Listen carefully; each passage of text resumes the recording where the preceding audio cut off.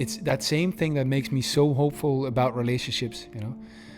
We're so crippled in the way we relate, but I'm so hopeful because I can see we want it so badly, you know. We want friendships, we want allies, we want lovers, we want a great family, and we're not satisfied if we don't have that. We're not satisfied if we don't have connection, if we don't have community. And so that's the biggest hope for me of humanity, that we have that desire. It is so, that yearning, that longing for connection, it's so primal, you know. Yeah. And so we'll keep being crippled and keep trying and fucking it up until we make it right. So you think that mankind can change in this? That that will evolve to a new. Yes, this is the new frontier. It's the last frontier. The way we relate to one another is really this is to me where all our focus is going to be on. You know, because it's what makes us happy. It's what makes us healthy. Scientific fact. You know, it's what gives meaning to life. It's the way we relate to one another, with our lovers, with our friends, with our families.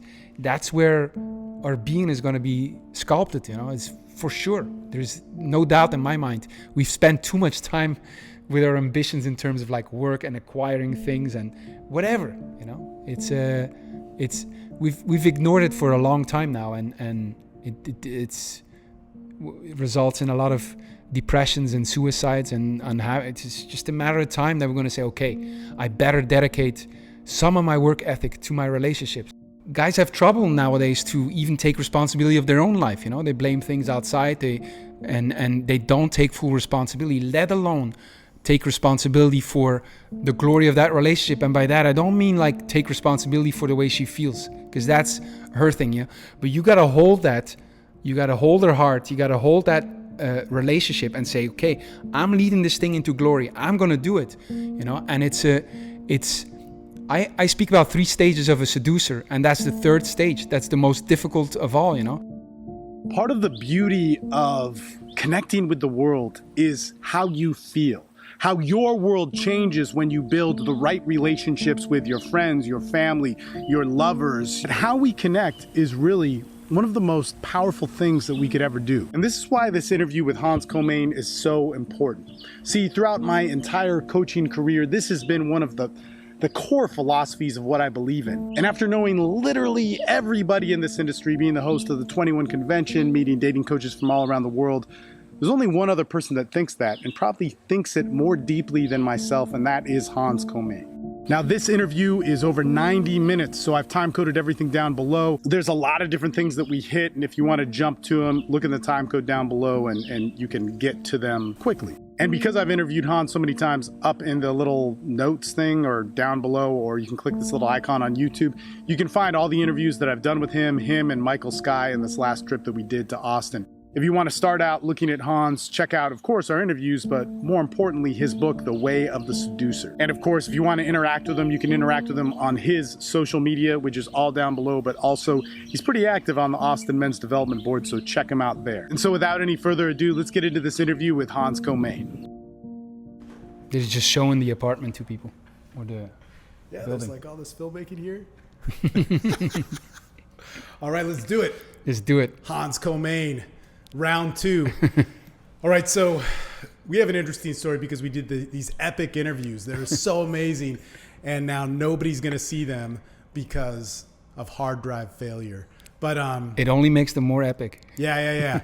and they might happen. We might be able to recover that action. But so, man, we've been talking a lot in the last 2 weeks you've been here? Yeah, a bit more, but we've been talking a lot, yeah.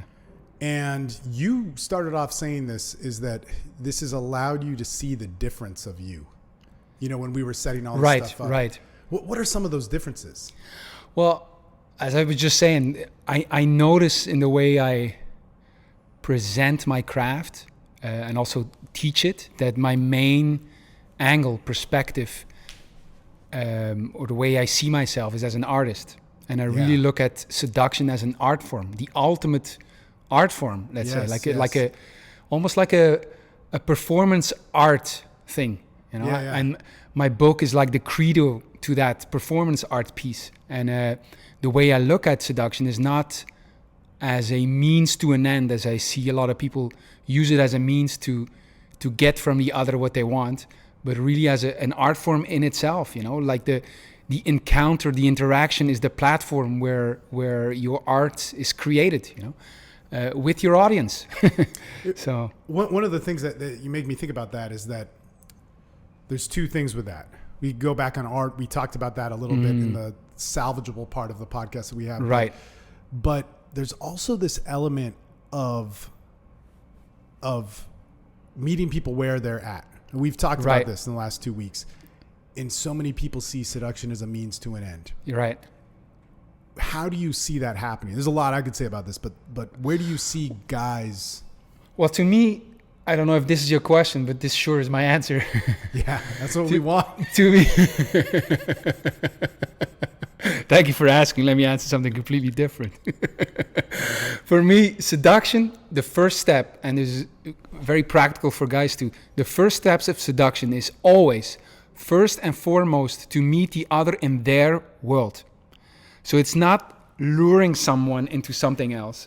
It is meeting the other in their world, so they feel seen, so they feel heard, so they feel felt. I even, like for years I thought that was empathy, but now in my recent work, I go a step further and I say more than like meeting them in their world, it's honoring them in their world. Imagine that you not only know how to walk their shoes, but honor that you understand why this person made the decisions they made. You know, very practical when you see a woman, and a lot of guys say, "Oh, she's a bitchy," you know, or whatever. When you find a way to walk this woman's shoes, why she's reacting the way she reacts, and also honor her for that.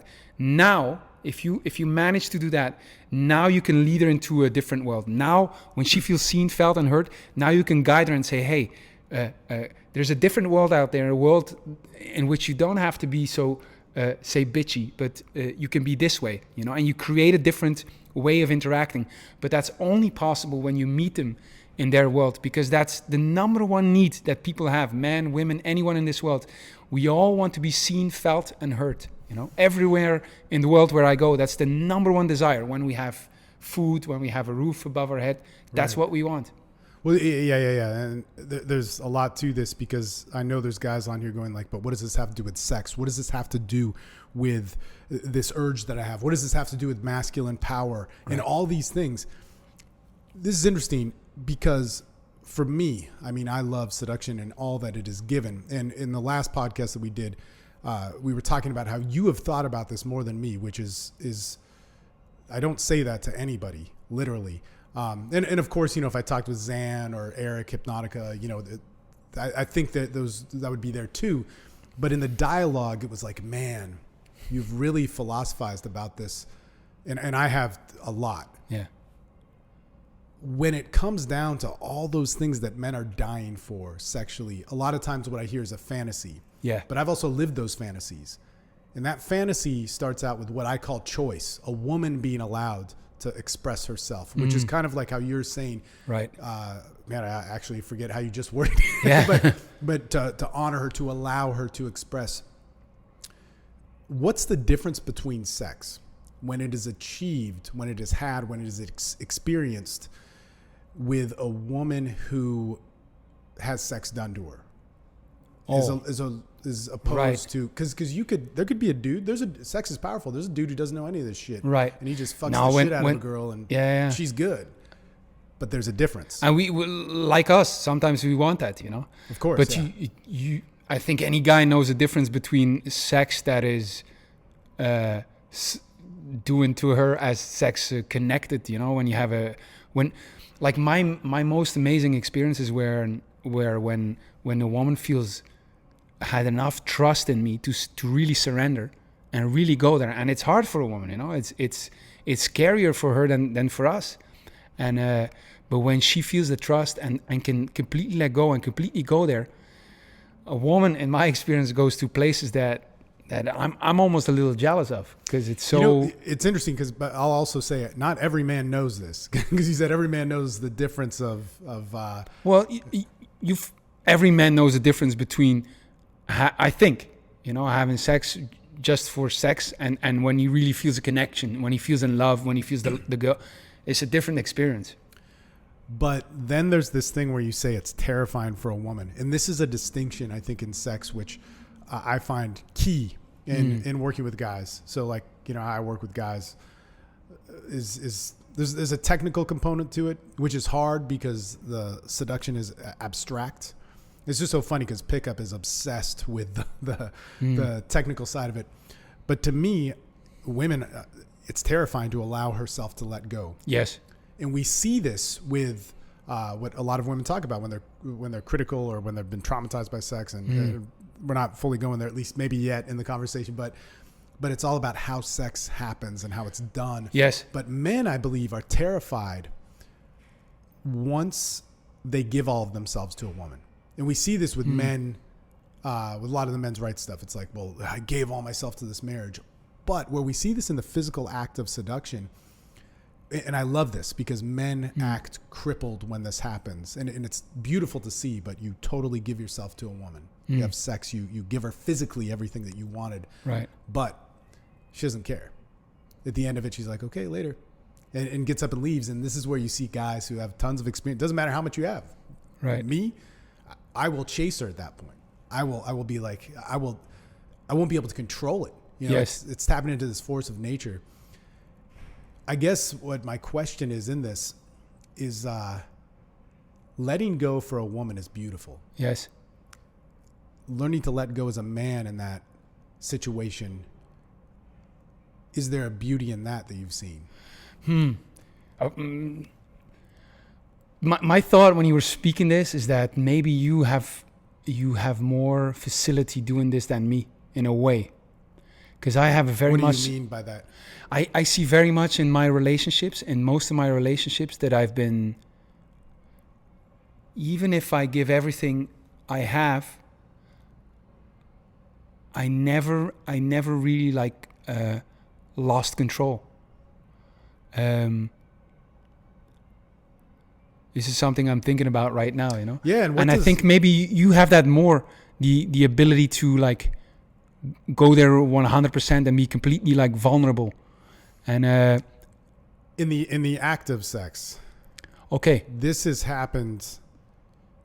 Like I can't really remember where it's happened, right? But I know it's happened. But I see it happen to guys all the time. And when I talk to women who are friends of mine that are very comfortable with their sexuality, they talk about it like all the time. They're like, man, I fucked this guy and I did what he wanted. One and done. And now he's chasing me. You know? It's like every man's dream, right? Right. And so that's more or less where I see it. But where I do see it on the back end outside of the physical, you could be in a relationship. I mean, you work and you make money or you provide or you offer. And when that's not enough, that is pain for a man. That is crazy, you know? Right. I want you to finish your thought on this because I know you're thinking about it, but if not, I can go. No, continue, because I'm not sure that I really understood it. Check this out. We were doing this workshopping in our groups, and we were talking about what do you feel when you first meet a woman? Like, what do you feel? And guys are like, oh, I like her tits and ass, whatever. But we're like, really, what do you feel? Because the more we talked about it, the more we got to this point of like we see a girl with a guy, and I'm like, oh man, I can do better than that. I can do better than that guy. Like, why is she with him? Or I'm 41.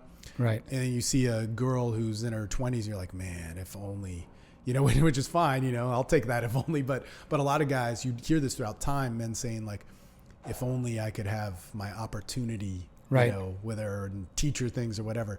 But it's so much about leading. It's so much about providing. And now men are ashamed of that. Okay. You know, but so that feeling of that provision, that feeling of doing for somebody, how can men learn that more? I'm not sure. I see. I how understand. How can a man be a leader to a woman? Exactly. Okay. Well, that is maybe for me. It is key to seduction, and keep seducing your wife is really take charge, really take care, really provide in a way. You know, taking 100% responsibility for the relationship. I always think it's a man's role, like in a dance, to lead the dance, and so it's the number one thing to. Even if you don't know where you're going, it's better to lead. Women will follow, and guys have trouble nowadays to even take responsibility of their own life. You know, they blame things outside. And they don't take full responsibility, let alone take responsibility for the glory of that relationship. And by that, I don't mean like take responsibility for the way she feels, because that's her thing, yeah. But you got to hold that. You got to hold her heart. You got to hold that relationship and say, okay, I'm leading this thing into glory. I'm going to do it, you know. And I speak about 3 stages of a seducer, and that's the 3rd stage. That's the most difficult of all, you know. In a first stage, we think, I'll go right. Maybe this is a good way of explaining. Yeah, I was just going to ask, what are the 3 stages? In a first stage, a guy thinks, oh, I like this girl. She can give me something that I want. So he's wondering, does she like me? Does she like me? What do I do for her to like me, you know? And everything he does is like based in fear and scarcity, you know? Right. And I never call these guys seducers, because it's not really seduction. In a second phase, and this is where most guys that are in this space grow into, the second phase is a phase of where seduction becomes a practice in self-expression, and it's a guy who grows into, like, say, self-development. He has a bit of success with women. It grows a little bit in abundance, and so he starts shifting from do I like her into does she like me? Does she like me to do I like her? Is this a good girl for me? You know, because I'm developing myself, my skills as a man, as a seducer, you know, and women are almost secondary to that, to my own happiness, my own growth. Is this a good girl for me? Okay. And in this, so he's self-leading. There's self-leadership. Right. But there's a 3rd phase, and I call it a phase of beauty, and it's the most beautiful of all. And very few men ever go to that phase because they're too self-absorbed to go there. And it's the phase of leading the other and leading the relationship into glory. You no longer ask, does she like me? Does she like me? Or do I like her? But you say, what can I do to make this woman shine? What is my role in this seduction, in this relationship, in this encounter? So everything is great, is glorious for everyone. And that's both in the meeting, in the dating, but certainly in the long-term relationships. And that's where I say, it's your role as a leader, it's your role as a man to be like not only one of the 2 protagonists, but also the director of that movie, the master of ceremony, so to speak. You know, you talk about these 3 phases, and the first phase is almost like you know you're fucking up. You know, it's not the way, right? Yes. No, it is the way. You have to go through it, and it's not just linear. You know, you could fall back because you think you're in phase 2 and you find this great girl, bam, phase 1. I know it for me, you know. Yeah. Or you go in one interaction, you go to phase 3 and then back, you know. But it's very good to see that. For me, it's a great analytical tool. In that, but so I guess for me, what I could relate with is in my journey, there was a point where I wanted to take. I was just so sexually motivated, but at the same time, not only that, I objectification was part of it. Yes. You know, to have those parts in it. Yes. And it was good, but as soon as, and this is what I don't understand about guys that get in that mode and they actually get results and they, you know, experience women and whatever, and they stay in it. To me, that is almost impossible, but it's clearly possible because I see guys do that. Because to move into that second phase of self-expression and then giving and seeing the feminine was the natural, it was pain to not do that. Yes. If I didn't go to that. Well, to me, phase 1 is Go ahead. taking. The second phase is sharing, and the third one is giving, you know. And it's a different thing. And there's a place for taking. For example, in the erotic realm, you know, there's complete different laws there, you know. And taking is like imperious demands is just part of it. You know? But that's not what I'm talking about right now. Yeah. And that is definitely a topic that we could touch on if we get to it. But how long were you in that role? Because I think that's important of where you were taking or initially. Right.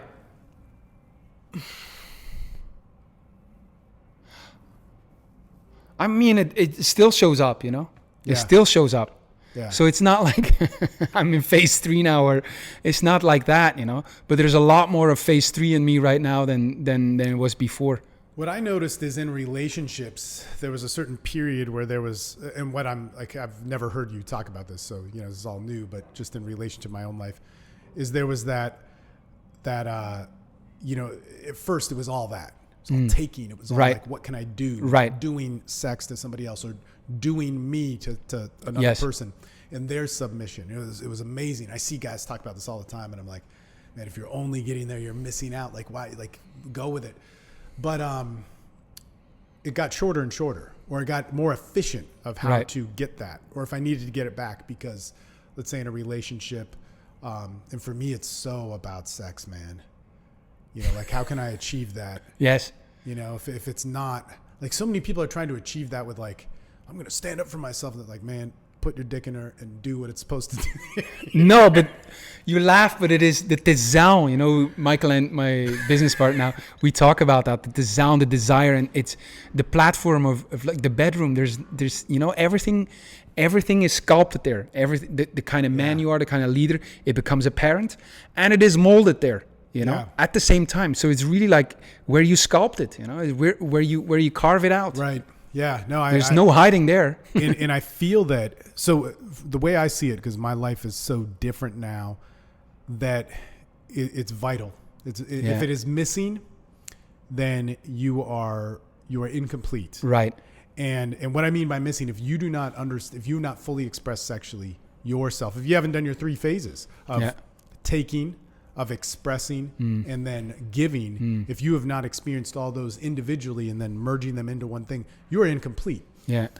But I see so many guys like going, oh, well, that's, I can compensate in these other ways. You can't. No. I truly feel it has to be there. But then in a relationship like mine, which has gone on, like we're almost 7 years, and dude, that was crazy. Like for 2 years, all we did, I went minimum sex twice a day, sometimes 6. It was like too much for me. But it was so defining in how things went. Now there's all these other definitions, but without that sexual bedrock and without the continuance of sex, although it's not at the same hyper level as it was, you couldn't have it. It's like money in the bank. You put money in the bank, and now you have the interest of that. Yeah. When we get into this idea of seduction and sex itself, the language of sex is so different. I was just on a consult with somebody today, very new in relationships. He's had a lot of experience with women. He's young, and like, man, he's been with a lot of women, has no problem meeting women. And so this may be a little bit different for some of the people listening. They may not be able to relate with this, but you're going to get to this phase if you're a sexual man at some point. And he's like, but I met this woman and I want to be in a relationship with her, and it doesn't make sense. It doesn't make sense for my career. Right. It doesn't make sense for who I am, who she is, her career, but I want it. And I was like, hey, man, you're going to enter into a whole new phase. And if you bypass this, because he's an animal, man, with work. He's an entrepreneur. He's killing it. Very young. And he's in a place where he could explode. I said, but if you don't take care of this, you're 25 or whatever, 26 or something right now, you're going to be 35. You're going to be a baby walking into a relationship. What do you mean if you don't take care of this? If you don't take care of how to communicate within a relationship, if you don't take care of understanding the urge, and perhaps we should go to this as like monogamy or polyamory or free sex or whatever the fuck you want to call it. I always tell men, and I've kind of heard your take on this in writings or going back and forth on Facebook, but at every point, a man is going to want to give himself to a woman, and he's going to get drunk by it. How do you manage that? Because I'll feel many women like it's over 100 where I'm like, I will marry you and I will have kids with you. Wow. Sexually. I mean, I could have just met her that night, but it was so intense. Right. And to me, that's the biological urge. It's beautiful. I'm a little jealous of that. Because I never felt that. I felt a strong desire to sound like really like I'm wanting to consume her and really thinking I could spend the rest of my life with this woman, The sound.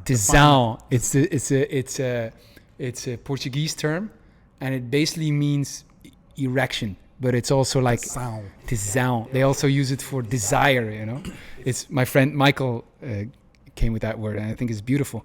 So I had that, and I even remember now being with a woman that I thought was perfect in every regard. Yeah. The sex was great, the connection was great. I was like, I wasn't thinking of any other girls, you know. But I still did not think I want to marry this woman and have kids with her. And I still also knew at the same time, at one point, my cock is going to say, you already fucked her, you know? Yeah. So that experience that you had with 100 women, I didn't have. I mean, I could or be not exaggerating, yet. but it's a lot.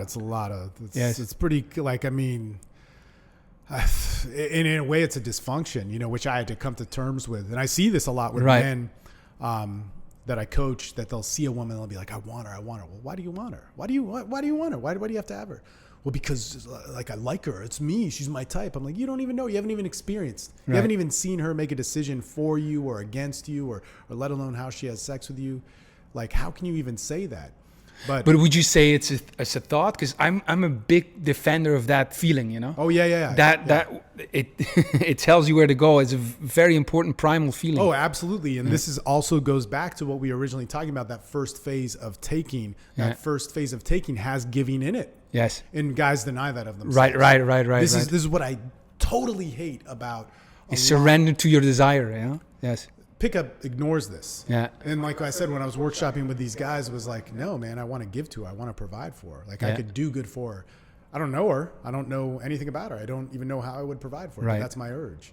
And it's also the expectation of what a woman will have in a relationship as well. Is like, you know, do this for me. Like, have this for me. Like, nobody's thinking about this, but in the fights, it comes out. Yes. So yeah, I see what you mean now. It's very true. Like in pickup, you see that they try to minimize the desire, or when they feel it, like not look like it, they try to appear non-needy, you know? Yeah. Because they are. When do you chase a woman? When do I chase? Yeah. Whenever I feel like I really like her. Yeah. This is another example. People always say, chasing is bad. I think chasing is the greatest thing in the world. Best. I agree 100%. Being attached to the kill. That's the problem. You never see the lion not chasing. He's chasing with everything he got, you know. But what he doesn't do when he doesn't get the kill, he's not sitting there, fuck, did somebody see me? And, you know, did I get rejected? Yeah. You know? He's not attached to the kill, you know. And the chase is essential to every seduction. I would go as far as saying that every woman, she wants to feel chosen. She wants to feel fuck, you know. She wants to be worked for. Yes. I'm the prey. I got preyed on. No, absolutely. 100%. I agree with you. And I've never understood why guys get so against the chase, and I get why they're saying it's because they're needy. They don't want to lower themselves. Yes. They don't want to be rejected. They don't want the same thing to happen again. But you're missing. Yeah. Why would you want a woman to chase you? Like, how unfulfilling that is. Like when guys like build up all this stuff in their life so that women come after them. And I'm all for you getting stuff or whatever. Yes. You know, like those things help. But dude, it's have you ever gone? So I've done a lot of drugs. If you've been with somebody, let's say you're at a strip club and you have cocaine or ecstasy, which is crazy. You game over, man. You like nobody can compete with that in certain environments, like where people want those things and do them, or at a Vegas club, and that guy's gonna have some action, right? But here's my problem with that every time, is that one, they choose you too much, and the feeling of sex with that is not nearly as fun. The other thing too is you got one woman. There might be 10 women chasing you. You got time for all of that? Right. Like, one, you don't want that. It's just too much drama. And after one or two, you know, depending on your appetite, it gets kind of old. It's interesting. I interviewed once Pharrell Williams. You know Pharrell Williams, the producer. Wow. Yeah. And hello. It's okay. No, you're good. You're good. And he said this to me. I said, is it true with fame you get the women you want? You get all the women you want? Yeah. And he says, no. And I said, why don't you not get the women? He says, it's too hard to get through all the women that want me so I can get to the women I want. It's too hard because there are too many of the women coming for me. I've never been in that situation, but I totally relate. No, but I totally relate. Like yes. like when you talk about Kenya or different areas, like Right. where the roles are kind of reversed, dude, it's the same thing. Right. You know, why would, this is something that guys don't get. This is another thing too, which kind of goes into the same thing, is like, if you can get hard too easily, like if it's too easy for you to get aroused and you don't want to fuck your girlfriend or a girl that you're dating or whatever, and they just take advantage of you, it's the worst feeling, right? It's the same thing when, oh man, it's for real. Like, it's, whenever I talk I'm about, trying to. Okay. dude, it's a curse, man. If you can perform on command, and there were times where I could like come on command too, and they would it's not a good thing, man.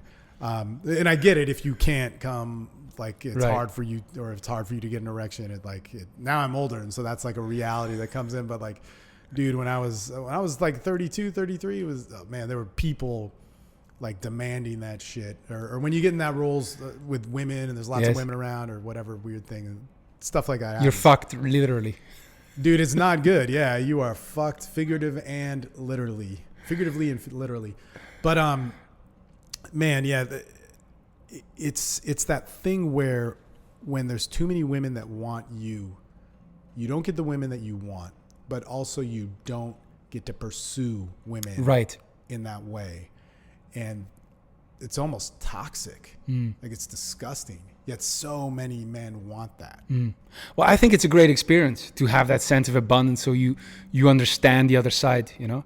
You understand what women go through, what the hot women go through. Totally. Like when we had it in Africa or Romania, where you're more like the desired, and it's great to understand. But to me also, like you said, my own desire, my own Tesao is holy, you know? Nothing is more important than feeling that, you know? It's worth pursuing in itself, you know? And to pursue a woman because of that, that's part of it. That's the greatest thing, you know? I'd rather feel that, you know, and be rejected than the other way around. So what was the last sexual experience that blew your mind away? Like, I didn't think this was possible. It's hard not to say every, because that's what I'm thinking. No. Yeah. We just off camera, you we have talked one. about You this. have one. I think, yes, it's, how do I say this? Having respect. It was a threesome with my girlfriend, then girlfriend, and a super hot girl. And it was over a period of time, a couple of times. And it was so great it was just, you know, to me, I always thought, why are threesomes so hard? You know, why is it so difficult? And then I thought, well, imagine you go to the movies with three people and you need to choose a movie you all agree on. That's hard, you know. Now add nudity to that, and You're thinking about this in the wrong way, man. okay. Dude, so I'm going to say something effed up, but I want your take on it. Well, I don't think it's effed up, but you, like, this is, like, to me, I see group sex as a situation more than a decision. And that being said, dude, if I'm having sex where a decision isn't made, I don't want it. It doesn't feel good. So if I'm having sex where somebody feels uncomfortable or afraid, it's not good. Right. But I get that in the process there might be that. Right. But like, it can't be that. It can't be that afterwards. Right. You know, so just going there. But I mean, I always just say, if the girl walks in the door, man, or if two girls walk in the door and we get into a place where we can finish, where we can complete sex, like, and we can take escalation to its completion. It's easy. It's simple.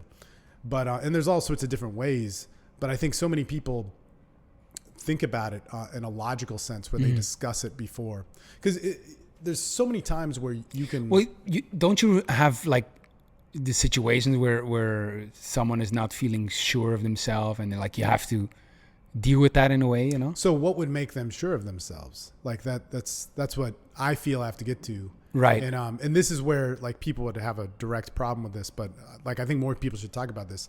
She may have a issue, or I might have an issue, or, dude, I'd even say 2 guys and 1 girl is better than 2 girls or 5 girls and 1 guy. Because it gets, man, it's gangbangs are better than threesomes. I think we should stop right here because it's not gonna get better than that, you know. but so she's uncomfortable with the idea of it. She's uncomfortable with the reputation it might lead to. She's uncomfortable Right. with getting hurt from this. Right. She's uncomfortable that if she makes this decision and it doesn't end up working out and somebody knows about it, it Right. defines her. Yes. An action has now been taken where she chose and now she's stupid again for putting herself in a bad situation or whatever. All these different Right. things can go through her head. And I'm not a woman, so I don't know, but it's just my experience. I sense this. Right. But what she is comfortable with is desire. What she is comfortable with is what she loves about men. And so it all comes down to like dick or the orgasm and making me hard. It's not that, and what I mean by this, and this is what men need to realize, and this is when women are listening to this, I think need to realize it. It's not about women liking dick. It's that she likes her interaction of this making you aroused. Right. That it's that unique and that specific, that in that moment she's doing something to you. So how can I create that situation? Right. How can I create that situation without being some whatever, like PUA guy? I can see now, you know, but I was thinking of like two girls and a guy. No, that's what I'm talking Okay. about. Two guys and a girl, different situation than this. But two girls and a guy, if they enter into that room, I don't want to say 100%, but I mean, usually I'm with one of them. Uh-huh. But if they enter into that room and I can escalate on one of them, and if one of them was my girlfriend, it's pretty easy. Yes. Because all it needs to do is go like, it's as simple as this, man. And again, I'm a technical guy, and all the PUA red pill guys out there are going to take us in the wrong way, which is not seduction, because choice is imminent in this.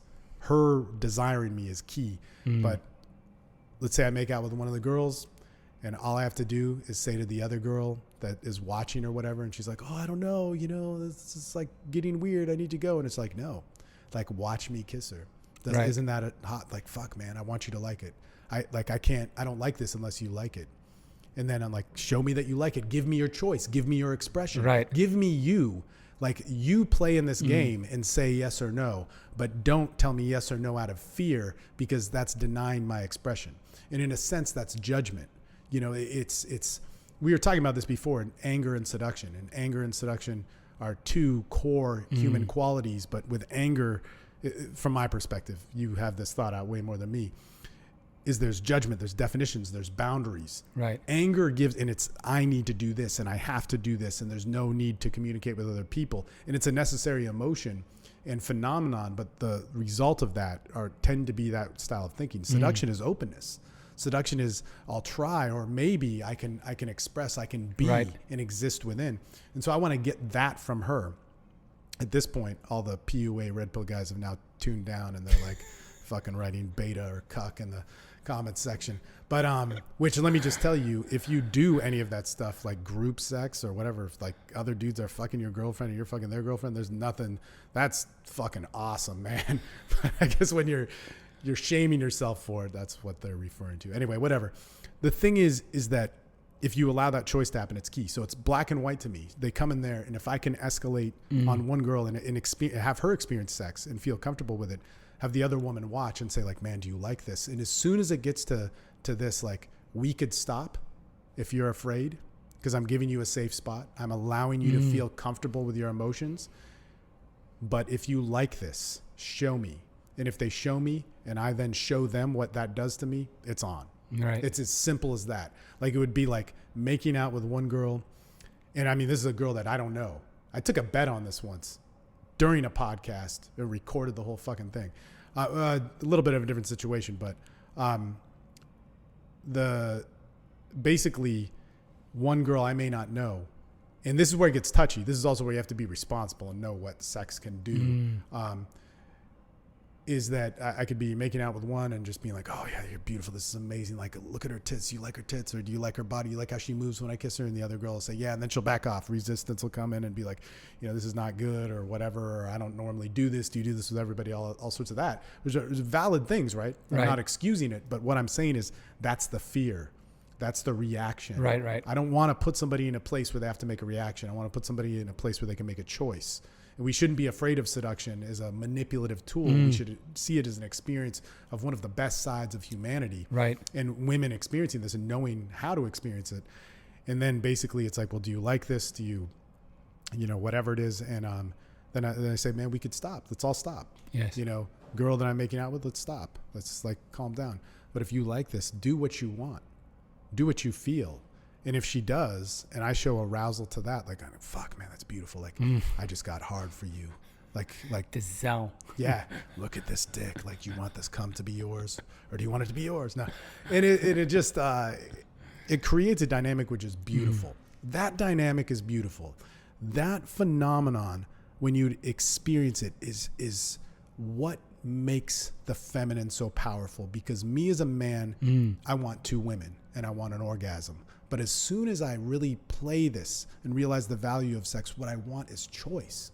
What I want is her experience. I want her to want it. Yes. And I definitely do not want, and we all think differently after the sexual experience. Like, men are relieved in this other way. If I do not take away that beauty of that, because the orgasm is one thing, but experiencing the feminine it stays with you. Yes. It stays with you. Changes your life. That's what it made for me such a beautiful thing, because you asked what it was, Yeah. And it was so great. I remember, What do you remember, Hans? with this girl was so great. What an angel, It's just. But think about this, like 2 women giving you oral sex. That's cool. But the feeling behind that is different. Like the fantasy that we have of 2 women doing this act, right. That's what propels us. But that's not what you walked away with. What did you walk away with? No, what I remember is the relationship it's what happened between me and my girlfriend then. That kind of like exploring things together in a way. Mm-hmm. I remember I was fucking this girl, and she was also, and Reed was looking at her, my God, so I love you. It was so great, But it's different. It's different than what a man can give, Yeah. But what I liked even more was, not even more, but what I remember, this happened over like some period, and I stayed with the 2 girls in the house. And just have the 2 women in the house, and talking to each other and making coffee and whatever, cooking or not cooking, and just that feeling, that to me was very precious, like to have that. No, it's. Yeah. That was beautiful to me. Yeah, there was a time when I stayed with 3 women, and it was amazing. And if you spend too much time, they'll get all angry, and then there's like other problems. And I've heard people describe this in terms of polygamy, and it's just too much work. Too many women is too much work, in my opinion. But this is what he was saying, is that in order to be a man that has this many women, you have to be a great leader. And the way he talked about it wasn't like, I do this for power, I do this to control women. It was like, this is a tough life to be able to live. And that's how I've always seen it. And for me, that ain't me, man. I've seen glimpses of it, and just enough to believe that what Steve Pickers was saying could be true. And I don't have enough experience, right? But I have glimpses. And he said this: 1 woman is trouble, 2 women is double trouble, 3 or more is harmony. And the idea was, and I seen a little bit of that, is whenever you have, like, 1 woman is trouble, 2 they're like bitchy with each other, and 3, in a way, you don't need to manage anymore. They're harmonious among each other. And I say, I put this out there, not that I know this to be true, right. But I'm always been intrigued by that, and I've seen a couple of times that 3 was better than 2. Yeah. And so I'm very curious about that. And see if I could make that happen. Yeah. No, it does make sense. I mean, I've only had it for a glimpse, and it's it was only for 2 weeks. But right. It was amazing, and it's such a great experience. You know, Yeah. it's like this thing which people, I think, chase with polyamory or all these different versions of relationships. I feel a lot of times the experience of it is so undeniably beautiful, but the managing is hard. Oh man, it's brutal. I know, man. Yeah. Like that's why, like I do believe monogamy is the best one for most people, you know, because I always say I have open relationship, which means I'm very committed to inclusivity, but not to exclusivity. I mean, I share everything and I want to share, but the managing of that is always is tough work, you know. What would you consider? I'm going to change some really quick. What would you consider monogamy is, though? Being sexually exclusive. Okay, so do you think, because a lot of people define it as like it lasts forever, Right? But to you, you're sexually exclusive for a period of time. I know myself well enough to know in the past and present and probably the future that I will never assume, expect, or demand sexual exclusivity or promise it. And that's my openness in a relationship. Yeah. With that, like how long, I guess here's a better question is what makes monogamy set in for you? I've rarely been that. I've rarely been sexually exclusive with a woman. So, but what inspired that? Well, for one thing, it's options. Yeah. You know. Not enough women around. Yeah. You're not in Kenya. Or not. Yeah. Because I'm like, you know, I'm if guys had more options, they would be a lot less monogamous. This is a fact. I'm convinced of that, you know. Well, but so I'm with you, man. I've never been sexually exclusive. I will say that. I've never been monogamous in that sense. For myself, I got to this point where I wanted to see if I could do it. Right. You know? And it wasn't just that. I don't want to downplay like stuff, but I got to this point where I just felt I had experienced everything I wanted to. Right. And so that drive had been subdued, but the drive of seeing a beautiful woman, of course, is not. And the beauty and diversity of what another woman can give you, I know is there because everybody's unique sexual expression is amazing.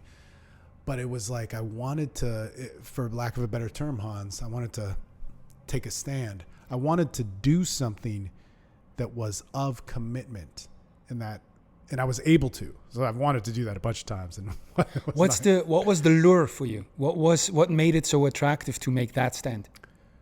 At the time, it was pain. I mean, it's kind of a long story, but I had been in a relationship with a woman for 5 years, and a great woman. And it's one of the best stories. When I was dating this woman for like 9 months, I asked the guy, I said, man, I don't know if we should be together.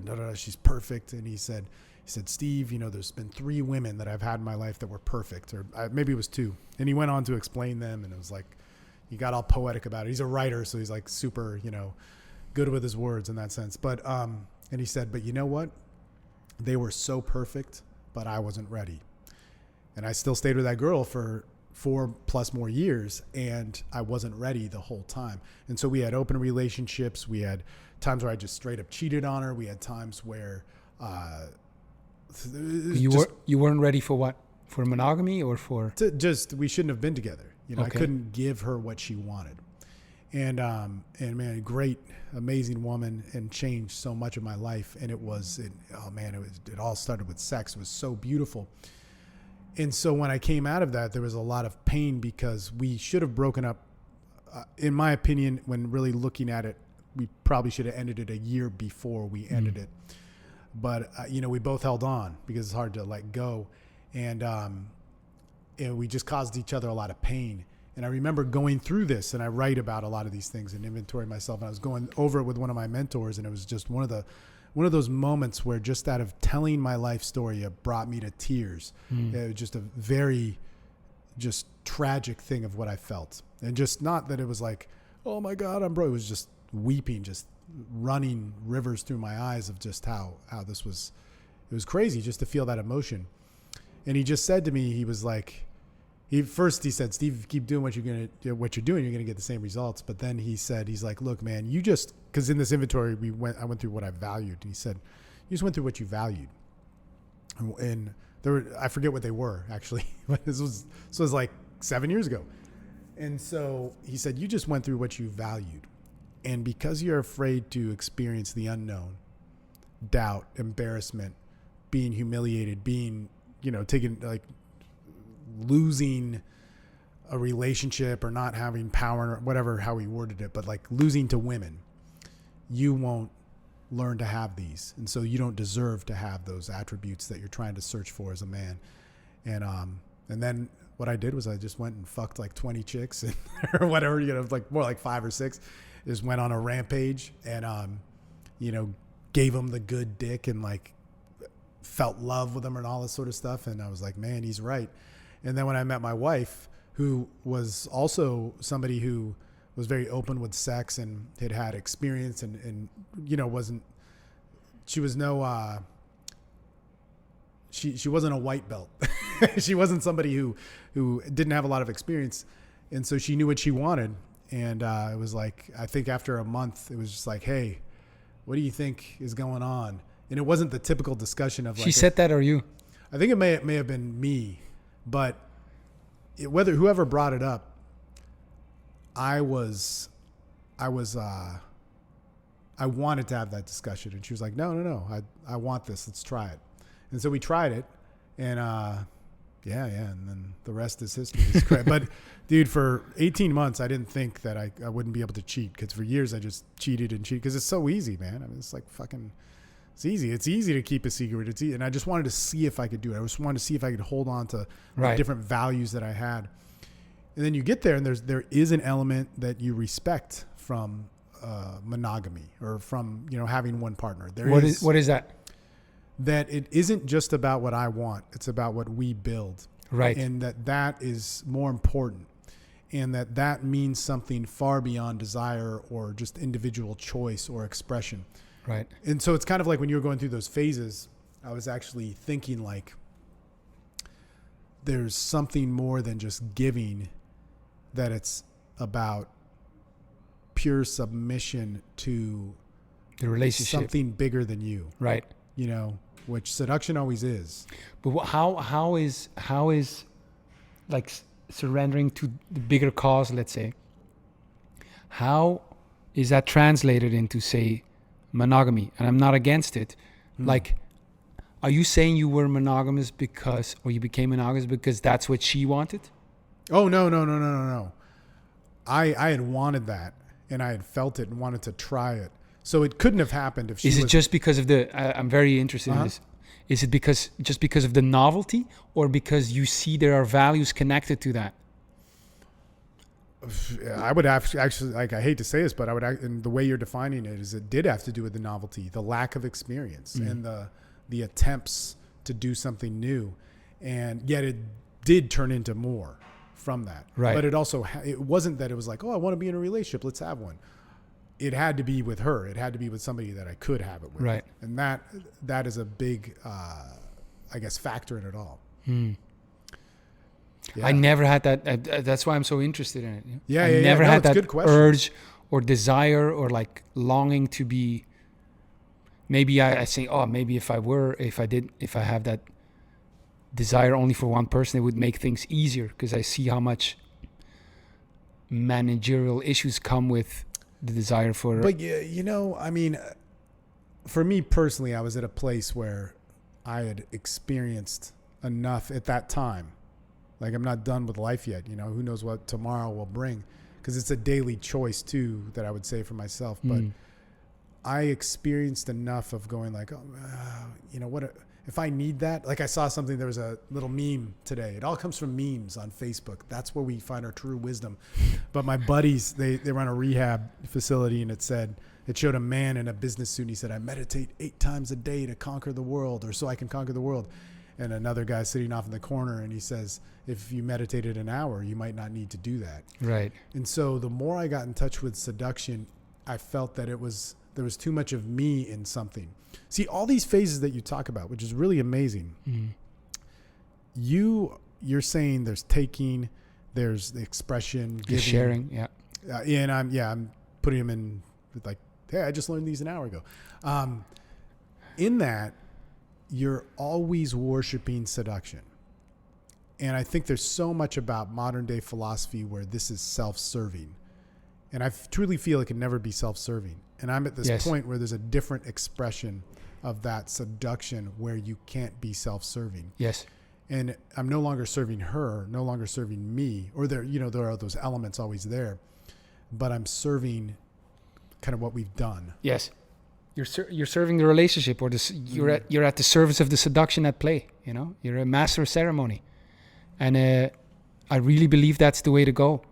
And it's when I'm at my best, when I see my interconnectedness with the other people, you know, and might get my personality, my ego out of the way, and I do what I'm supposed to do, you know, in that encounter, in that meeting, in that date, in that relationship. And it's very much being at the service of when you truly seduce. Yeah. It's really a beautiful thing, but there are those things. And also because my wife is so tall, she's huge. And I guess huge is the wrong word. She get all pissed off. She'll fucking wake up and there'll be a knife at me. And the headlock. Dude, the headlock ain't what I'm worried about, man. It's the dude, I have a funny story, man. There's this one time where I woke up and there was a girl grabbing my nuts like fucking in a fist. And she was just like, what the fuck did you do last night? And I'm just like, you're like, I'll say anything just to get myself safe. But This was your wife? No. This girl was another badass chick. But when I think about it, and I think about being with my wife and having that one body, you think about other bodies and just the experience, or you see another face and you just like, I'll see a woman's face and I'll just be like, man, what is she like when she comes? What is she like when she shows that side of her? That's so beautiful, you know?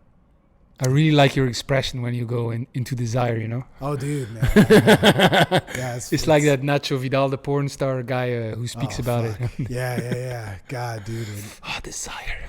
But there needs to be more him and Rocco's. Yes. And, that's the beauty of it. Like, God, dude. It's one of the two biggest, I say, taboos. Anger is one. Desire is certainly one, you know. We're so afraid of our desire, and it's a primal guiding principle that has, you know, over the ages steered us right, you know. And it totally, to me, it's the holy grail, is to find what I desire, you know, and to follow it then. But the cultural taboos are the things that I was most interested in what you were saying the last time, because anger, desire, why are you drawn to that? Are they because they're taboos or? No, but because if we want to be man, if we want to find ways to express ourselves, if we want to seduce, we have to come to terms with it, you know. And the first step in that is recognize that it's a taboo, you know. Recognize that you've been schooled your whole life to be a good boy, you know, and that prevents you from being a great man. And it's very important to come to terms with your own desire and really celebrate it and live it. You know, it's really important to come to terms with your anger also, you know, celebrate it and incorporate it. And so that's the only reason why I address the taboo, because I see guys, hey, it's not your fault that you're in this place, but it is your fault if you keep perpetuating, not expressing your desire, not coming to terms with your anger, you know? And so I got a question on this, because with the cultural taboo, with the being a good boy, then impossible being able to be a great man, which I think is a great way to put it. I see these guys who walk in with shame for their sex or with their anger. Yes. But with shame comes a rebellion. It's almost like you're told Santa Claus doesn't exist. And you're like, what the fuck? Parents suck. But then as you get older, you might see a reason why they may have said that or whatever. Which is not the essence of anger, or not the essence or the complete story to seduction. When you see men that are, I guess, pained from not experiencing, we'll start with anger. Where do you start with them? Where do I start? Yeah. I start by asking them, what really infuriates them. And they go with small things, and then you poke a little deeper. And where does that go? A lot of resentment towards the people they live with, or rather resentment towards their parents. Yeah. A lot of anger with themselves. When that anger discharges, what do you see with them?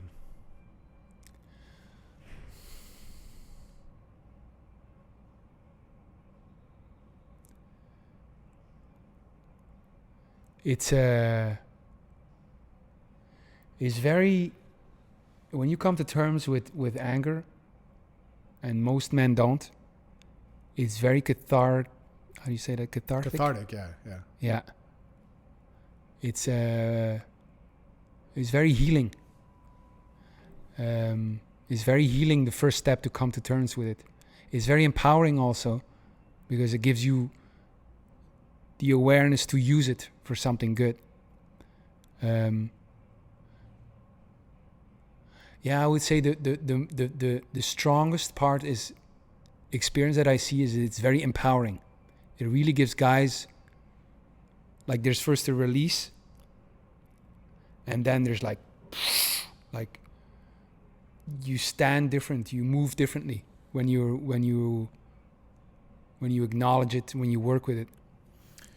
And I ask you this because you had brought up, when the lion goes for the chase and he doesn't get the kill, he doesn't complain about it. And I think there's a phenomenon with anger where people rebel, or they want to sustain it, or they think anger means picking a fight. And don't get me wrong, like, anger has these beautiful qualities to it, but to somebody who's experienced it, like, for instance, like, I got angry that my hard drive dropped, and I was really angry, and man, it was so beautiful, just because so what happened was I was editing some of the footage that we had shot, and like, I didn't back it up properly. It was on one singular hard drive with a bunch of stuff, and my kid knocked it over. I got really mad, and he looked at me, and then I was like, man, I got to cut this, and I stopped it. And it was tough to do, and to hold on to then the pain, and then, like, talking to my friend Jim and Ben, who know you, kind of talking me off of that ledge, or just how much I had screwed up. But around my kid, I was able to essentially repress it, turn it into something else. And even to this day, this was Saturday and today is Tuesday, I still look at him and I go like, man, what a beautiful moment. He doesn't care. He's just like, oh man, I guess Dad got mad, but he wasn't really mad. I just saw a beautiful video of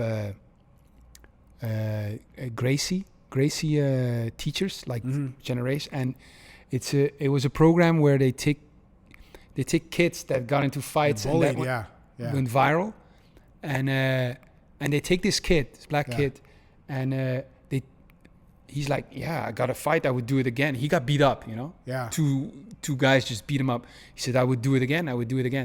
And so those two teachers, Gracie jiu-jitsu teachers, they teach him the skills of jiu-jitsu, but the most important thing they want to teach him is to not get into the fight.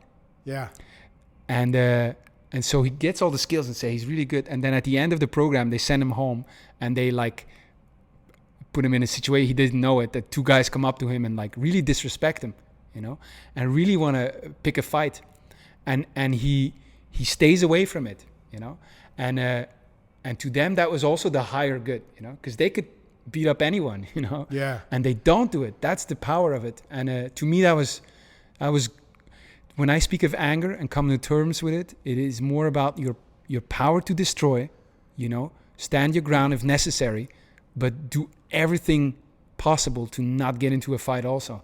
I think that's it's really a beautiful thing, because when we talk about seduction, and I think we can have anger's a discussion that men need to have more that they can talk about, because when we talk about seduction, we could talk about all this stuff, right? And there's a very clear distinction, which I feel I can define to somebody or whatever, like make clear, where it's like, no, man, fucking two, or like the threesome thing. One thing that I didn't fully say at the end of that was like, when I do that, a lot of people see that as manipulation, but my goal isn't to get a girl to do something that she doesn't want to do. It's to get her to do something that she feels in her body and she can talk about, and that afterwards she can feel good about. So there's a whole after process too. If you just leave her, it can turn into some bad stuff. Right. And so with anger, I hear a lot of guys talk about fighting, and now there's this breed of men that do fight, that now, because MMA is popular and like martial arts and fighting, combative martial arts is popular, and they don't hear the message of the martial artist anymore, you know. And the martial artist always said, you know, take the higher road and learn what these things are. And we hear men who have now had the ability to fight, just like we heard pickup artists who, in the rare breed, because there's not a lot of pickup artists that actually get laid a lot, but then still talk about dominance and misogyny. And you can be misogynistic, you could be dominant, but there's also another side to that, which if you exclude, it's totally incomplete. And with fighting, I think people need to talk about it more, because to look, I can't explain why I experienced what I experienced with my son, but it was right and it was good. And it was awesome. And I've gotten mad at my kids a lot. You know, when you have kids, you get pissed off. But there's Go ahead. I'll tell a story too. Like I was in love once, you know, with a woman, and once, like really in love, and it was dying. I could feel we were not good boyfriend girlfriend. Yeah.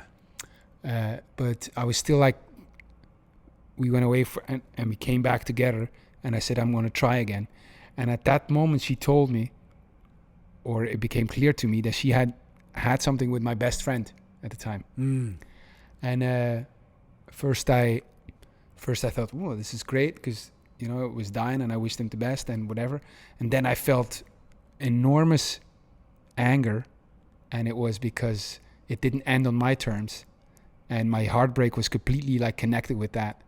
And I could see that happening, and my anger was so big, you know. And I remember hearing, we were all in Hawaii, and I hear her, the only woman I ever was in love with, giggle in the next room with my best friend, you know. Oh, that's a terrible And feeling, it was so gut wrenching. And I still remember to this day, and I don't know what happened there, but even though I had so much sadness, so much pain, so much anger also, you know, another part of me said, no, I'm going to make this glorious for everyone, you know. And we were all in Hawaii, and we talked so much, and I really had like going back and forth between like motherfuckers, you know. And on the other hand, oh dude, because you have both. You cannot say I don't have this. It was, we want to kill them.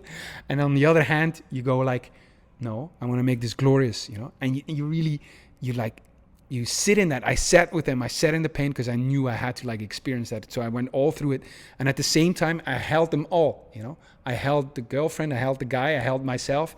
And I said, what can I do to make this glorious, you know? To me, that's seduction also, you know. That's seduction right there. To know that dark side, because my ego is so much connected to that, you know. To look at it and say, fuck this, you know. I'm going to do the glorious thing, you know. I'm not going to react to however I feel, but I'm going to act in accordance with how I want my life to look like, you know. And that whole struggle, you know, that to me is one of the defining moments in my life, where I saw that in the moments of biggest, like, how would I say, where it was the hardest for me, I could be at my most glorious. You know, I could make that choice. I could, like, it was a constant struggle, you know, but it's in that struggle that I could be incredibly glorious, you know. So despite that anger, you know.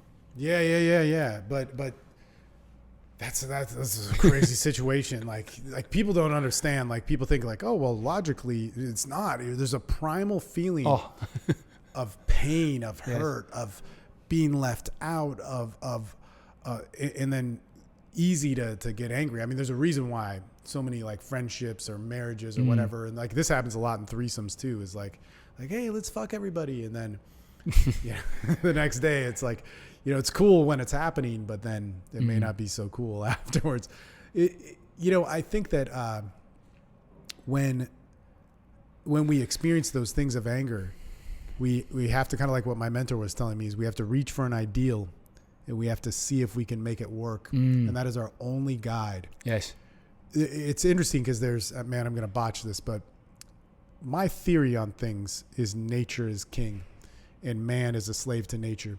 As a filmmaker in Austin, he's from Texas. I think he's from Waco, named Terrence Malick, and he's kind of like my idol in terms of visuals. He's amazing. But in most of his films, and I could get this wrong, like I watch his films, I enjoy them. All the people theorizing about him, and Terrence Malick's this like crazy philosopher. I don't fucking know. But it's kind of the opposite of what I think. And so what I assume it is this like part of man's greatest quality is what he can bring outside of nature, outside of his nature, and work towards his man-made ideals. Yes. And the way he shows it in his films, if I'm interpreting it right or having it explained to me properly, like I said, I just like watching him. It's unbelievable, like how the guy will make it work. But that is beautiful. Like philosophically, I might, and like, I don't fucking know. I totally know like I'm wrong about a lot of stuff, but I have a guiding principle in my life that works for me, which is we are a slave to nature. And when you start working on new things, like the experience of anger and working a higher ground or whatever you want to call it, man, that is amazing. Yes. Like it's amazing if you can make it out on the other end, which takes force. Yes. Like you had to force. And constant vigilance, it's never done. You have to like catch yourself again.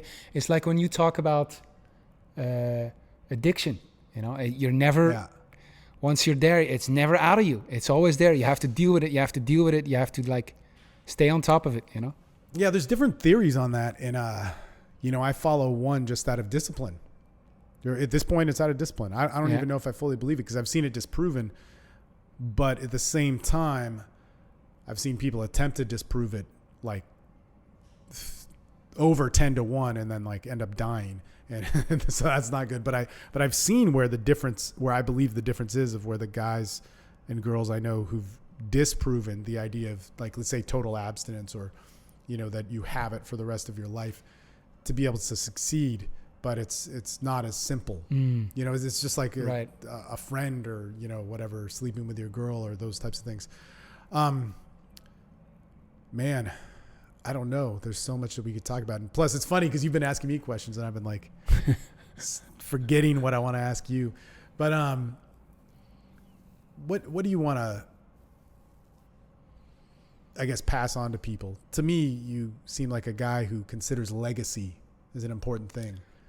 I don't. I don't like thinking of things in that way, but I don't think in terms of legacy. Not really like what I leave, but I do feel like I'm shifting way more into like being at the service. And I feel that's when I'm at my most powerful, it feels right. So I'm not necessarily like legacy in terms of like my name has to be connected with it, but I really feel that my success is like transformation of others. And that's what I'm shifting more and more and more into. Like I said, I was always the artist and then also the teacher and the coach. And I look way more now with how all my conceptual, philosophical, and by philosophy is very practical in its original sense, how to like make that work for the other. Because I was here and people looked at it and thought it was great and took things from it, and now I'm way more like looking at like what's going on with the other, and how can I help him? How can I help her? And that's a change I see over the years. Do you feel that sort of inspiration came from seduction? Maybe a little bit, yeah. Because when you're describing it, it's like, man, it just seems. It's just, they say that if you walk the shoes of someone else, it's a song. If you see where the other comes from, or if you walk their shoes, it's really hard to hate them. Right. It's impossible. And more so, the more I walk shoes of the other, the more I hear stories, the more I see myself in it. The more I recognize, the more I see they're my people, the more I see they're me also. the more I see I want to help, you know. So it's a process of being me and conquering the world or saving the world or whatever, Sure. into like feeling the interconnectedness. It seems very mystical now, feeling the interconnectedness and of course helping, you know, and being kind and being helpful. I mean, but look, you can say it's mystical all you want, but we're fueled by connection of others, a connection that we do not know, that our attempt to know is a guess. And so what inspires us with people is a guess. What inspires us with people is never an absolute. When we seek absolutes, it's usually for like a man-made concept like work or whatever. But with that, there's something there. It's that same thing that makes me so hopeful about relationships, you know. We're so crippled in the way we relate, but I'm so hopeful because I can see we want it so badly, you know. We want friendships, we want allies, we want lovers, we want a great family, and we're not satisfied if we don't have that. We're not satisfied if we don't have connection, if we don't have community. And so that's the biggest hope for me of humanity, that we have that desire. It is so, that yearning, that longing for connection, it's so primal, you know. And so we'll keep being crippled and keep trying and fucking it up until we make it right, you know. And we'll get there. I'm convinced of that, you know. So you think that mankind can change in this, that that will evolve to a new the way we relate to one another, if we save enough planet and if we get enough time, you know, because we can fuck it up that way also. But it's the new frontier. It's the last frontier. The way we relate to one another is really this is to me where all our focus is going to be on, you know, because it's what makes us happy. It's what makes us healthy. Scientific fact, you know. It's what gives meaning to life. It's the way we relate to one another, with our lovers, with our friends, with our families. That's where our being is going to be sculpted, you know. It's for sure. There's no doubt in my mind. We've spent too much time with our ambitions in terms of like work and acquiring things and whatever, you know. We've ignored it for a long time now, and it results in a lot of depressions and suicides, and it's just a matter of time that we're going to say, okay, I better dedicate some of my work ethic to my relationships. I mean, like, so we talked about legacy and all this other stuff. If there was something for me, this would be it. And I don't even want to say that I want to be so bold that I'm going to change the world socially, but my inspiration for teaching or doing anything, whether it's music, whether it's art, whether it's having sex with women and teaching men about that, it always has this residing theme that the essence of humanity is connection. And that the further away that we get from that, we have problems. And we have problems with that now. Yes. And so I don't want to say like I want to be remembered for it, but what I live for is what connection is. And I don't want to, like, I'm not an ambassador towards it, you know, so I like fuck up and whatever. But like the thing is that if we miss that, man, I see it when I see you with the group, you know, how much you care. And it's something very natural to you. I see it. And you're very connected with the guys in that sense, you know. It's like your care speaks. It's not like me, Steve, and then you, Jim, and I talk to you. You know, you're very, it's hard to describe this, but you're very in it, and you do what you have to do. You play your role, you know, and in this group it could be that you're the leader, but you'll do whatever is needed from you to speak that connection. And I see it in the way you talk to guys and try to help them out, you know. It comes from a place of deep care and connection. I see that, you know. It's very But nice so to to you, what does that mean? Like, that's great how I do it, but like to you, like how does that inspire you? Like, where do you see how does that world? inspire me? What is the potential I see of the my world? I see my ego thinking. I see me sometimes thinking of me, and like in seduction, I see me and the other, and I'm convincing or I'm conquering you, which is great. But then in the more mystical moments, I don't, for example, don't seek to create a connection with this girl.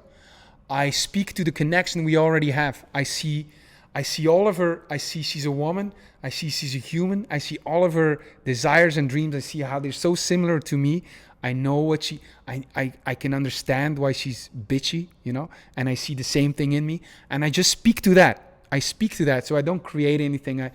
So when I speak from a place of seeing our interconnectedness, rather than like I'm trying to create a connection here, I'm so much more powerful because we're already on the same side. We're already on the same team. We're all, we're already there. You understand? Oh, totally. Yeah. So that's one of the ways that, for example, it works for seduction. What I see you do with the group is that you're completely there. You're completely connected. You're completely on that level, taking care of a guy. It's not just me, Steve, the teacher or the leader, whatever, and now I speak to you. But it's interesting because like you had said, I feel the world's gonna transition. Yes. But where I truly feel the only way the world can transition is just how you described, is one person talking to another. Yes. It can't come from a leader broadcasting to 1,000 people. If there's anything with all the interview stuff that I do, and the main point is that a person goes out and has a conversation and represents themselves. They don't imitate me or whatever. But imagine the influence you've had on people just by speaking that way, and they go on and, you have no idea how much it's already like, we need 300 men. 300 men is all we need, man. That's it. That could take over the world, huh? And so let's bring it back to art, because we talked about art in the first thing that we did that has some salvageable evidence that it happened. But when it comes down to art, man, I always felt that, because that was my thing always. And I never used my real name during art, actually, because it was never mine. And then this book, The Art of War, came out, which I like, but then it describes this thing which when I was like 20 years ago, I was like obsessed. I'd get in fights with people about it. I was so nuts, man. I'd be like, this is how it is. It is like God flowing through me, and it is not me. That's why I can't use my own name. And people would be like, but you say God. And I'm like, I don't even believe in God. And anyway, I'd like want to fight people over this. But anyway, the thing is that when it came to art was this glimpse of beauty or truth that I saw. This glimpse, like you look out at this beautiful view and you're like, there's potential, there's something. Right. But I am flawed as a man, and because I'm flawed as a man, I own it, and my ego steps in, and Yes. I create this thing.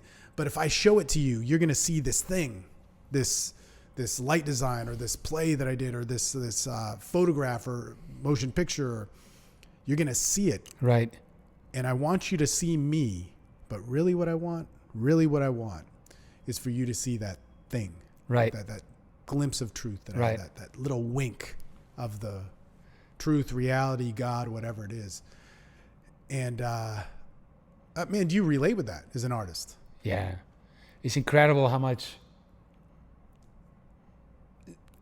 the sacred has grown out of the profane, Like I think it's our job as human beings to just be desire driven, ego driven, struggling with it, try to become aware, do all of that, and then because, and it's so faulty, even like every time I speak, like in this interview, I constantly think, the fuck, it's never as dignified, it's never as beautiful, it's never as concise, it's never as powerful as I would want to, Yeah. But it alludes to it. It's like it hints upon something. Cannot, but it can't. It's bigger than you. Yes. But I think. And you say seduction is the ultimate art form or a art form? To me, it's a bit charged, of course. Sure. But it's charged because I want people to pay attention. Because I want seduction has such a bad connotation, and I'm reclaiming the pivotal part of seduction in the way we relate to one another. It's like it's no secret anymore that quality relationships are the number one determinant of your happiness and your health. Nothing matters more important than your genes, your diet, your fitness, your whatever. quality relationships will decide if you live long and if you live happy and if you live healthy, more than anything. And to me, what it means to have a quality relationship, the key to that is seduction. And so I reclaim it as a pivotal part. And so that's why I charge it also. I say it's the fastest way to spiritual enlightenment. You know, it's the last frontier. And because I want people to look at it and say, hey, wait a minute, what can seduction do? You know, how can it affect my life? You know, and it's an essential component. It's the creation of beauty, and therefore so essential. You know, because we crave that so much. You know what I would say is like, because it's tough. I see beauty in so many ways, but there's nothing like I've seen beauty through a woman and through sex and through the experience. And I even feel bad saying for a woman, because I think any sex, for a woman, she may see it through a man. For a homosexual person, they'll see it through their same sex. But that ability. And I think because beauty in nature is there and it's undeniable, and you look at it and it's like, oh, I mean, you really can't compare. You can't, when you stand over the Grand Canyon, or when you look at a sunset, or you were in Hawaii and you see, it's unbelievable. You stand in front of a big valley. It's impossible to photograph it. It's impossible to capture what you feel. But there's something so relatable about humans seeing art through each other. Oh, fuck, man. Like, it's so good. It's so good. It's crazy. It can kill you. You know, it can make you go nuts. But if you can understand it, not get too delusional with it, and see it as the common thing. Right. Yeah, it's like, it's the divine, you know, and we're, at least in my experience, sometimes I get so tired of being me, you know, that I want to know that I'm more than just this, you know. Yeah. And but you get to be someone else. Yeah. It is crazy. Yes. Like the true beauty of seduction is that I am no longer me. She is no longer her. We're each other through each other. It's insane. Yeah, there's something else there. There's something else you step into. It's It's the same when you're in love, you know, or when there's a song that really speaks to you, you transform in a way, you know, or there's something there that's calling you. Yeah, music is like, when I think of the highest art. So first off, I like do a lot of photography. I don't consider it an art. It is, but to me, it doesn't access it. You know, theater, filmmaking, those types of things are. But music and literature are so insane to me, because you can capture, for me, the experience of it. Yeah. Whether creating it or absorbing it, reading a book, it takes you to a different place. That's what it is. Music. Unbelievable. That's what it is. Because the whole problem of, you can't describe it, because that's exactly the role of it. Like music, seduction, like hints upon a different world. You know, it's like there's something out there, and I'm not just describing it. I'm not articulating it, but there's something out there. I hint upon it. I suggest it. You know, and you go, whoa! You feel that call. There's something else there. You know, and then what seduction does is like it helps you and it guides you to move into that direction. You know. And it could be the greater good. It could be your best self. It could be the glory of a relationship, you know. But something else is calling, and that's what seduction does. Is to, wow, this is very. No, keep going. But that's what seduction does, is to hint upon a different world. That's not describable in scientific terms, in common sense terms, in words, you know. And that's the power of it. But to define it, it would ruin it. Yes, exactly. If it's on the record, it's no longer seduction. It's like, maybe I gave this example last time, but seduction thrives so much on the unspoken. Sure. You know? Yeah. There's a great video by Alan Pinker, and it says about how a professor, how language. Steve Pinker. Steve Pinker. How language gives us an insight in the way we relate to one another. And he talks about seduction in a way too. And there's he talks about when Harry met Sally, and they're friends, and they maintain the fiction of friendship, but there's some attraction there. And at some point the guy says, well, why don't we have sex? And she says, wow, what did you say? He says, forget it. You know, I didn't say anything. And she says, well, I can't forget it. It's already out there. They both know what was going on. They both are maintaining the friendship they're maintaining the fiction of friendship. But the moment he speaks something that they both know, but they can't really say, they can't maintain that fiction anymore. So there's enormous power in putting something on the record, putting it out there, you know, and seduction works in complete different ways. That's why it's so hard to talk about seduction in the Me Too and in the when no means no, because it doesn't. And I think when we overly define it, we neuter ourselves in so many ways. Yes. And so what we got to start doing, and like, man, I hate that I have to say this because I know what you're meaning. Yes. But other people may not know, or I assume I know. But the thing is that when we overly define that, we take away the wondering, the curiosity, or the idea that awkwardness, which is essential. Oh man, yeah, the nervousness, it's essential. The doubt. You know, when I see men take away their doubt, when they see them try and replace their insecurities with a false sense of confidence. I mean, real confidence means that you can feel bad, exactly all this sort of stuff, nervousness. And when we take away from women the ability to fear and yet come to a part of feeling good. Yes. And you could even argue, and very much argue, that it's men have lost their way of knowing how to calm that down, to have a space where a woman can be a woman. I mean, it's so crazy because you could take a woman who's terrified from being harmed, but you put her in a spot that is safe for her to express, and she will do all the things that she thought she would never do when the barriers and borders are up. And it's not it's a tough discussion, you know, it's a discussion we must have, but we certainly cannot have it without like understanding the role of seduction in it. We cannot have that discussion if we're not addressing that some things are better left unsaid. We cannot address that. We cannot have that discussion if in a purely scientific way. You can't have it, you know, because when you lay it out there, you know, there's some things you can't lay out there, you know, because as soon as you do, it evaporates, you know. So seduction laughs with that. You know, it's funny because society needs laws and a lot of people need laws, but if we have expression, they cannot have laws around them. I think we miss the point and this happens when we get overly populated. And this is also why I don't think we may not evolve to a new self or something, because the thing that is going to save us, we can never define. Whether it's seduction, whether it's God, whether it's beauty. Okay, we cannot define it, but that's okay. We can hint upon it, and we know it's there. It's in all the songs. It's in the way we fall in love. So it's there. We know. We really like to like grasp it also, you know, but we don't have to like, it's the same with women. You know, guys tell me, do you understand women? I said, no, I don't understand women, but I know how to handle them. You know, it's a different thing.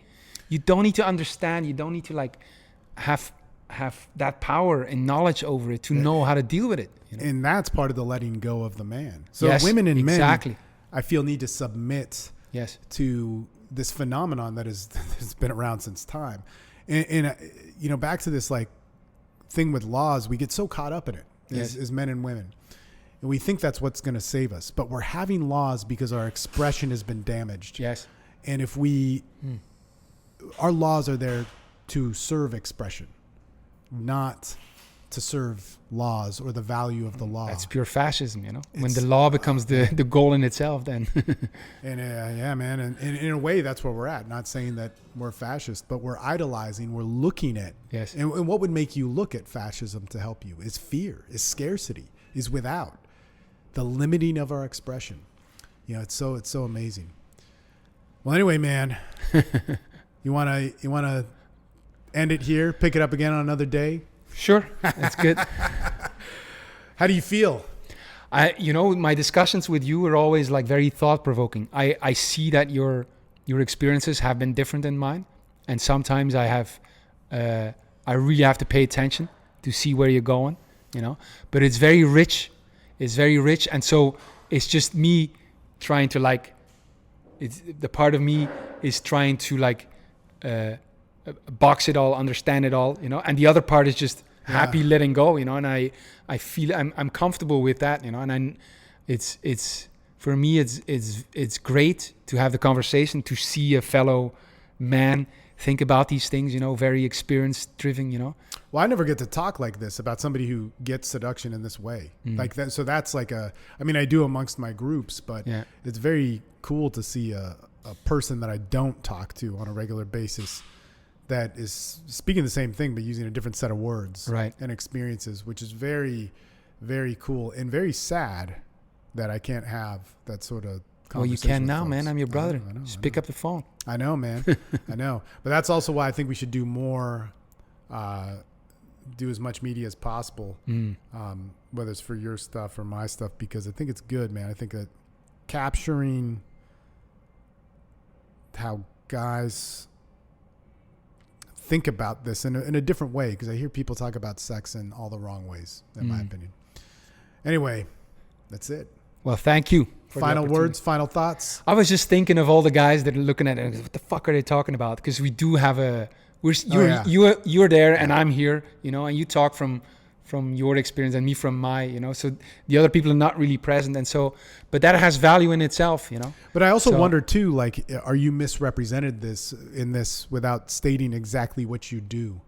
You know, like things like saving your family, finding a mentor, these other qualities. We got 5 minutes. Okay. I'll tell you what I do. What we're doing right now is challenging men to be great again. Through a series of missions. To build a wall. Through a series of missions, we want men to reconnect with the feeling of honor, of dignity, of self-respect. Because I see in it the most transformative power a man has right here, right now. Instead of acquiring all these skills, become a bigger version of yourself, a better version of yourself. What a man can do right here, right now, without any skills, without any experience, you know, is he can make a stand. He can make a stand to be a different man from this day forward. He can make a stand for his family. He can make a stand to be a certain man for the women in his life. He can make a stand for his brothers. He can go back for his brothers. He can honor his father. Whatever that is, he can make a stand right here, right now, and his life will change from this day on forward. He will look at himself differently, and he will have women look at him differently. And so to me, to find ways for men to see the value of that, to experience what happens when you make a stand, that's what we're working on right now. And what are some of those qualities? Because you have 13 things? Oh, we have missions and challenges like going back for a brother, honoring your father, reconnect with your ancestors, you know, take care of a woman. All of these are missions designed that when you complete them, you're going to feel, I've done something, you know, I made a stand. And what we're working on right now is go to a place where you're welcomed as you are, instead of, we're in the States now, and it's tough for guys, man. It's tough, it's brutal. Yeah. You know, instead of, and guys are like, wow, what did I do wrong? How can I improve myself? You know, go to another place where you're already welcome as you are. For example, go to Colombia, go to many parts of Asia, go to Africa, you know, and you're going to be welcomed as you are. You're going to say, fuck.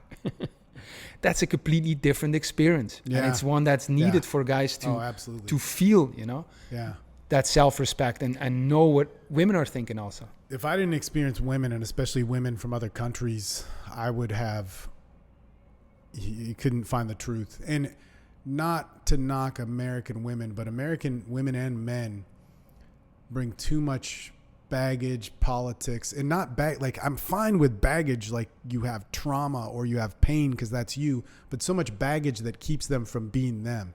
It's like more masks, those types of things. Or keeps them from playing along, you know? Yeah. Casanova said the only thing he didn't like was women that don't play along, that want to be, you know, and it's, you know, but it's understandable. You know, nobody's to blame, not men or women, but we are in a rather fucked up situation, and it doesn't have to be this way. And it is not like this in many other parts in the world. So, well, you know, this is interesting. I was thinking about this on the ride over here when I was sitting in traffic and you rode your bike. I'm like, I got to ask Hans this because he's a philosopher. And I actually forget all the depth of it, but men and women. Well, women act this way when they're this and that. Men act this way. We put so much blame on each other. Yes. I think the way that we're living, there's so much pressure that we act in different ways, and we're not going back to the ways that we act without the pressure. And that's the guide for us. Whereas like we sit there and go like, oh, well, feminism, and now we have to fight feminism, or men and misogyny. Now we need to fight that. You need to not make that the fight. That is part of the system, which is making you That's exactly true. And I see it so many people, you know, they're one side of the divide. And you like, we're not going to solve it that way. We're not going to argue our way out of that, you know. You're going to seduce your way out of it, which means you honor the other in their world. Know where the feminist is coming from. I can see it, you know. I understand, you know. And then know where Jordan Peterson is coming from. I understand it, you know. But you're not going to solve it by arguing and saying that someone is wrong. You know, and it's weird because like what I see from feminism or Jordan Peterson or like a lot of the people that guys listen to is they're saying good things, but the other side's not listening. So it's not working. Exactly. And that's what's fucked. You got to meet the other in their world first. Instead of saying, no, you got to say, what's it like to walk your shoes? If you can't do that, you'll never change anyone. You won't. It's funny because like these people like Jordan Peterson or Sam Harris or these guys will say like, I'm not a gateway to the alt-right. I'm like clearly, and and the reason why they are is because the other side can't listen to them for various reasons. But it's that pressure, man. It's not about just women or men and what's wrong with the individual as a people. Like you're not going to solve society's problems by the individual, but you are going to solve the individual's problem by talking to the individual. And that's what we need to do. And you can think about society all you want and you can blame, but have that conversation with one other person.